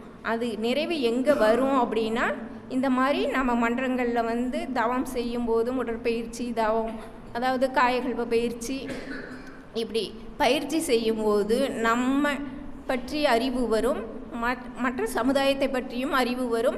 ஒவ்வொருவரும் அப்படி சிந்திக்கும்போது அந்த சிந்தனையிலிருந்து தான் நாம் எதை இலக்காக வைத்திருக்கிறோம், எந்த இடத்திற்கு போனால் நமக்கு நிறைவு கிட்டும் அப்படிங்கிறத தெரிஞ்சுக்கிறோம். அப்படி நிறைவு கிட்டணும்னா என்ன பண்ணணும்னா, நாம் தவறாமல் இந்த உடற்பயிற்சியையும் காயகல்ப பயிற்சி, அகத்தாய்வு அகத்தவம் இதெல்லாம் செஞ்சால் தான் நமக்கு அந்த லெவலில் நம்ம, அதாவது தன் நிறைவுக்கான வழி தான் அது. தன் நிறைவுக்கான வழி அங்கே போய் நிற்கும் அப்படிங்கிறத ஐயா ரொம்ப எளிமையாக சொல்லியிருக்கிறாரு. வாழ்க வளமுடன் ஐயா அவர்களுக்கு நன்றி உரை. வாழ்க வளமுடன். குரு வாழ்க, குருவே துணை. அனைவரும் சேர்ந்து வாழ்க வளமுடன் என்ற வாழ்த்துக்களோடு நன்றியுரையை சொல்லிவிடலாம். இன்று சிந்தனை விருந்தை மிகவும் சிறந்த முறையில் அளித்த அருள்நிதி MP ராமசாமி ஐயா அவர்கள் வாழ்க வளமுடன். ஐயா அவர்களின் அன்பு குடும்பம் வாழ்க வளமுடன். ஐயா அவர்களின் ஆன்மீக தொண்டு மேலும் சிறக்க வாழ்க வளமுடன்.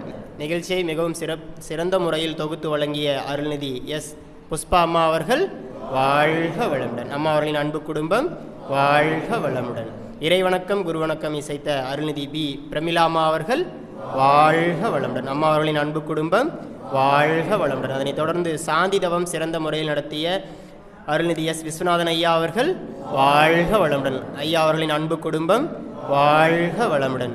வரவேற்புரை நல்கிய அருள்நிதி பி கலைச்செல்வி அம்மா அவர்கள் வாழ்க வளமுடன். அம்மா அவர்களின் அன்பு குடும்பம் வாழ்க வளமுடன். வாழ்க வளமுடன். அறிவிப்புங்க, நாளை முதல் மாலை 6 to 8 அறிமுக வகுப்பு ஸ்டார்ட் ஆகிறது. 20ஆம் தேதி 14 வயதிற்கு மேற்பட்ட அன்பர்கள் நாம் தெரியப்படுத்தலாம். நாளை மறுநாள் காலை 10 மணி முதல் மாலை 5 மணி வரை மௌனம் நடைபெற இருக்குதுங்க.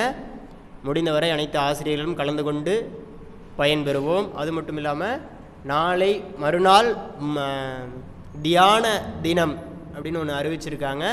அதில் எல்லாருமே கலந்து கொண்டு தியான தினத்தை நாம் சிறப்பிக்கலாம். அது என்ன டைமுங்கிறது உங்களுக்கு வாட்ஸ்அப்பில் வந்துடுங்க. வாழ்க வளமுடன். அனைவரும் சேர்ந்து உலக நலவாழ்த்து. உலகமெல்லாம் பருவமழை ஒத்தபடி பெய்யட்டும், உழவரெல்லாம் தானியத்தை உவப்புடனே பெருக்கட்டும், பல தொழில்கள் புரிகின்ற பாட்டாளி உயரட்டும், பகுத்துணர்வில் தொகுத்துணர்வு பண்பாட்டை உயர்த்தட்டும், கலகங்கள் போட்டி பகை கடந்தாட்சி நடக்கட்டும், கள்ளாமை கடன் வறுமை களங்கங்கள் மறையட்டும், நலவாழ்வை அளிக்கும் மெய் ஞான ஒளி வீசட்டும், நம் கடமை அறவாழ்வின் நாட்டத்தே சிறக்கட்டும், நம் கடமை அறவாழ்வின் நாட்டத்தே சிறக்கட்டும், நம் கடமை அறவாழ்வின் நாட்டத்தே சிறக்கட்டும். வாழ்க வையகம், வாழ்க வையகம், வாழ்க வளமுடன். வாழ்க வளமுடனுங்க. ஒரே ஒரு அறிவிப்பு விட்டு போச்சு. அதாவது வருகின்ற வியாழக்கிழமை காலை 10 மணி முதல் மாலை 5 மணி வரை ஆசிரியர்களுக்கான மேம்பாட்டு பயிற்சி நடைபெற இருக்குதுங்க. அதாவது ஆசிரியர்கள் நம்ம என்னென்னலாம் நம்மளை மேம்படுத்திக்கணும் அப்படிங்கிறத அன்றைக்கி வந்து கலந்து கொண்டு பயன்பெறுவோம். வாழ்க வளமுடன்.